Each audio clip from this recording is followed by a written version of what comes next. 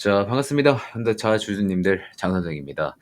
자, 제가 지난 주말에 여러분들한테 현대차 영상을 업로드해서 여러분들의 반응을 한번 또 살펴보고 이런저런 이야기를 좀 해드렸었는데 아주 재밌는 댓글도 많고 이게 좀 슬퍼하는 댓글도 많고 해서 그거에 대해서 또 오늘 여러분들과 한번 이야기를 나눠보려고 또 영상을 제작하게 됐습니다.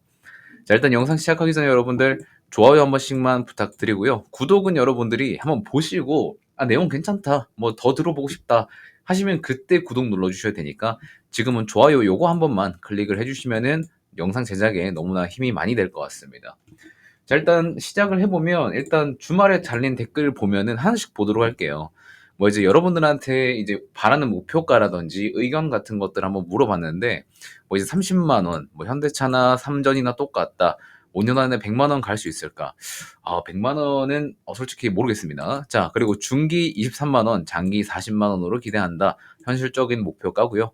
뭐 차 잘 팔고 실적 좋으면 뭐하냐, 뭐 여러 가지 현대 모비스랑 다 이제 죽는다, 상속세 문제도 이야기해 주시고 30만 원까지 바란다. 그 다음에 뭐 현대차 직원분도 다셨어요. 심지어 현대차는 저평가가 패시브인데 이제 뭐 싸게 상속하려면 주가 30만 원 돌파해서는 안 된다. 대신에 이제 고배당으로 뭐 민심 달래기 하고 있는데 문제가 많다. 뭐 여러 가지 댓글이 조금 많이 달렸었습니다. 자, 그래서 현실적으로 여러분들이 생각하는 거는 한 30만 원까지인 것 같아요. 일단 지금 주가는 너무나도 저평가이기 때문에 25만 원까지만 가도 뭐 더 바랄 거 없고 일단 30만 원까지는 가졌으면 좋겠다. 그래서 좀 더 욕심 부리면 한 40만 원까지 이 정도로 생각을 해주고 계신 것 같습니다. 자, 그런데 사실 실적만으로 보면, 사실 실적만 딱 두고 보면은 현대차는 여기서 주가가 여기서 머물면 안 되는 주식은 여러분들도 알고 있습니다. 자, 그런데 뭐 때문에 지금 못 가고 있죠? 상속 때문에 못 가고 있다는 거 알고 계시죠? 시장에서 아무리 좋은 뉴스, 아무리 영업이익에 도움이 되는 매출이 올라간다 이런 뉴스가 나와도 절대적으로 못 가는 이유는 이 상속 때문입니다. 그래서 지금 막 현대 모비스, 현대 글로비스 막 이런 지배 구조 문제도 나오고 엄청나게 막 이야기가 많이 나오고 있는데 우리나라 상속세율은 지금 최대 50%까지이죠. 근데 최지주 주식은 20% 할증이 붙기 때문에 실질적으로 주가의 한 65%까지는 세금으로 납부를 해야 되는 상황이긴 합니다. 자, 그래서 정몽구 명예회장이 보유했었던 이 현대차 지분을 이제 정의선 회장 쪽으로 상속을 받으려니까 상속세 부담이 너무나도 크죠. 그렇기 때문에 현대차 주가가 상승하게 되면은 근본적으로 뭐가 상승합니까? 시가총액이 상승하게 되죠. 그래서 주가가 오르면은 내야 될 상속세가 많아지기 때문에 주가를 누를 수밖에 없는, 상속세를 조금이나마 덜 내기 위해서 주가를 누를 수밖에 없는 약간 이러한 구조가 되는 거죠. 그래서 지금 지배구조가 안정되기 전까지는 이 주가를 띄울 수가 없는 그런 요인이 있다는 겁니다. 자, 그러면은 주가가 상승하게 되면 단순히 뭐 상속세만 커지게 되기 때문에 안 올리는 걸까? 라고 생각할 수 있지만 그거는 또 아니에요. 이거는 그 사람들한테도 리스크가 있지만 주주분들한테도 리스크 부담이 되는 상황입니다. 주가가 오르면. 왜냐면 삼성전자처럼 보유 주식을 담보로 뭐 이제 담보 대출을 받다거나 아니면 뭐 지분을 매각해서 현대차 지분을 매각해서 아니면 뭐 글로비스나 모비스 지분을 매각해서 상속세를 납부해야 되는 뭐 그런 상황이 연출이 됐을 때 이 과정에서 지분율이 낮아지면은 결과적으로 그룹 지배력이 약해질 수 있기 때문에 가능하면 낮은 가격에서 지분부터 확보하고 나서 그 다음에 구조 정리가 다 끝나고 나서 주가를 올리려는 전략이 경영 구조상 좋다는 거죠. 자, 그러면 우리는 상속세 납부 이후에는 뭐 주가가 오를 거다라고 이제 시장에서는 이야기를 하고 우리는 그거를 기다리고 있는 거잖아요. 자, 그래서 실제로 삼성전자 같은 경우에도 과거에 상속세 납부가 어느 정도 정리가 될 것 같다라고 이야기가 나올 때부터 주가도 어느 정도 천천히 올라줬었던 그러한 이력이 있었기 때문에 이 구간에서 이력이 있었기 때문에 우리는 그거를 기대를 하는 거고, 근데 더 중요한 건 뭐냐면 결국에는 업황 사이클이 중요한 겁니다. 삼성전자가 그 상속 구조에 대해서 뭐 이야기가 끝나는 시점이 이제 주가가 올라가기도 했지만 당연히 경영 사이클상 산업의 사이클상 호황기가 찾아오는 것도 한몫을 해줬기 때문에 주가도 같이 가줬었던 거예요. 자, 그런데 그런 것들을 따지더라도 현대차의 주가를 보면 사실상 거의 21년도부터 지금까지 거의 한 근 4년 차를 횡보를 하고 있는데 영업이익 실적은 그렇지 않다는 겁니다. 영업이익은 지금 두 배나 뛰어서 두 배 넘게 뛰어 있어요. 그래서 이러한 상속세가 마무리가 되면 21년 기준으로 주가는 두 배 이상은 올라가 주는 게 우리가 현실적으로 생각했을 때는 맞는 거고, 평균적인 주가를 생각했을 때 22만 원 정도 수준이 되니까 곱하기 2를 하면 단순 계산으로 일을 하면은 40만 원은 위로 올라가 주는 게 맞다라고 하는 거죠. 자, 그리고 지금 저평가 구간을 따지고 있을 때 우리는 현대차에서 뭘 보고 했습니까? 이 PBR을 했죠. PBR이 못해도 1배는 가야 된다. PBR이 1배가 가기 위해서는 BPS랑 주가가 똑같아야 PBR 1이거든요. 자, 그렇게 치면은 25년도에는 41만 원까지는 가져야 PBR이 1배 수준으로 들어간다는 거죠. 우리는 이거를 생각하고 있는 겁니다. 자, 이게 이제 상속세에 대한 이슈가, 지배구조에 대한 이슈가 마무리되었을 때 이까지 맞춰주면은 40만 원까지는 우리가 위쪽으로 볼 수 있지 않을까라는 생각을 가지고 있는 거죠. 그래서 주주분들이 지금 이런 시기를 버틸 수 있는 거고, 거기에 일만의 기대를 가지고 있기 때문에 아직까지 홀딩을 하고 있는 거라고 저는 개인적으로 생각을 해요.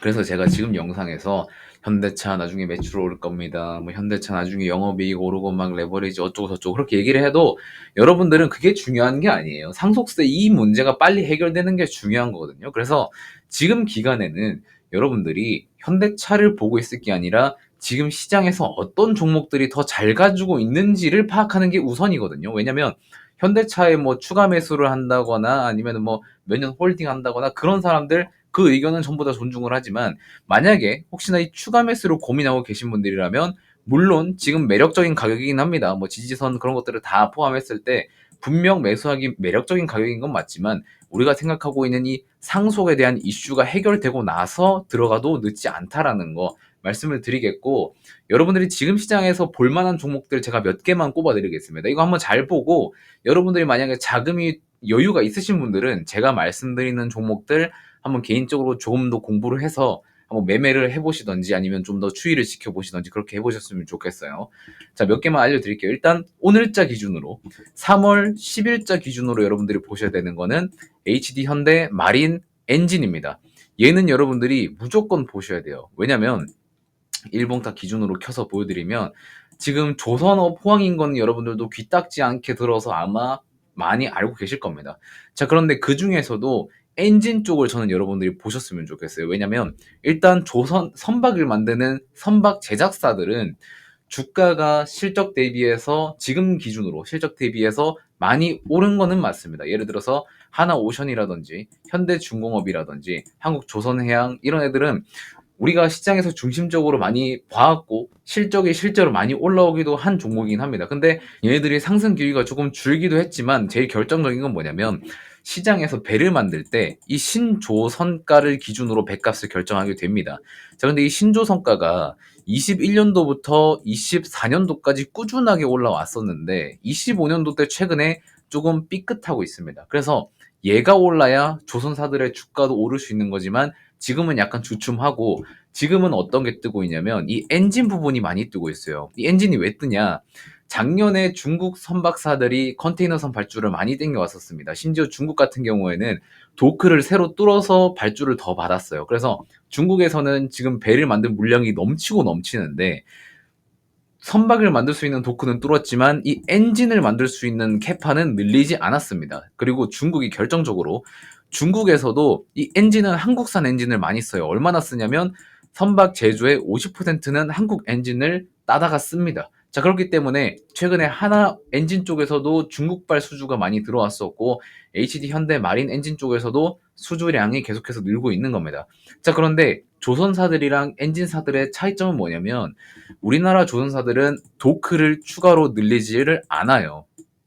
왜냐면은 과거에 2007년 조선 호황기 때 엄청나게 도크를 많이 늘렸다가 호되게 당한 기억이 있기 때문에 도크를 늘리지 않고 있습니다. 자, 그런데 엔진사 같은 경우에는 늘려도 괜찮아요. 왜? 일감이 많이 들어오고 있기 때문에 엔진은 많이 늘려도 됩니다. 자, 그러면은 생산 캐파가 늘어나면은 거기에 따라서 매출이익도 증대가 되기 때문에 지금 엔진사들이 지금 선박 제조사들보다 조금 더 호황이 더 길게 갈 수 있다라는 생각을 가지고 있습니다. 그리고 현대 마린 엔진 같은 경우는 여러분들이 지금 시점에서 왜 봐야 되냐면, 지금 물론 주가 상승 추이가 엄청나게 높긴 하지만 지금 신고가 영역에서 거래대금이 역대급으로 터졌기 때문에 여기서 추가적으로 뻗어나갈 수 있는 여력이 충분하다고 봅니다. 그 다음에 지금 상승할 수 있는 그런 스토리 또한 아주 완벽해요. 그래서 여러분들이 단기간으로는 현대 마린 엔진은 무조건 보셔야 되는 겁니다. 여기에 비슷한 게 뭐냐면 실리콘2 여러분들 아시죠? 이 실리콘2 같은 경우에도 장기 상승을 보여주기 전에 어떤 흐름이었냐면 요런 식으로 천천히 상승을 하고 있다가 신고가를 돌파할 때 역대급 거래대금을 터뜨렸습니다. 자, 그런데 이 2만 원 선에서 사람들은 여기서 다 비싸다고 했을 거예요. 근데 천천히 시간을 가지고 보니까 어떻게 됐습니까? 결국에 이러한 장기 주가 상승 추세를 보여줬죠. 지금은 약간 조금 꺾여서 내려오긴 했지만 현대 마린 엔진도 어떤 식이냐면 이제 실리콘2처럼 이 시세 상승 초입 구간에 도달했다고 저는 개인적으로 생각을 하고 있습니다. 그래서 HD 현대 마린 엔진은 여러분들이 현대차를 보유하고 있으시더라도 같이 보시라는 말씀을 좀 드리고 싶어요. 물론 뭐 타점 같은 경우에도 저도 찍어 드릴 수는 있지만 여러분들이 제 영상을 처음 보신 분들이 아마 많으실 거기 때문에 함부로 추천드리지는 않겠습니다.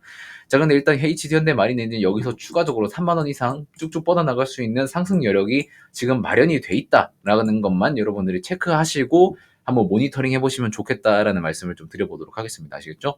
현대차는 고질적으로 우리가 상속 이슈 때문에 못 올라가는 거예요. 현대차의 매출이 문제가 아니에요. 영업이익이 문제가 아니에요. 영업을 어떻게 하느냐, 뭐 해외 교류를 어떻게 하느냐, 이게 절대 문제가 아니라 지금 뭐 못 오르는 거는 순전히 상속의 문제가 지분을 많이 끼치고 있기 때문인 거예요. 그래서 우리는 이게 해결될 때까지는 일단 우리가 지금 시장 내에서 할 수 있는 거를 하자라는 말씀을 드리는 겁니다. 현대차를 매도하라거나 안 좋게 이야기하는 게 아니에요. 지금 리스크가 있기 때문에 지금 리스크가 없는 다른 섹터를 한번 시장에서 같이 찾아보자라는 말씀 드리면서 마지막으로 HD 현대 마린 엔진 여러분들 조만간 한번 잘 살펴보시라는 말씀 드리면서 오늘 영상은 여기서 마무리하도록 하겠습니다.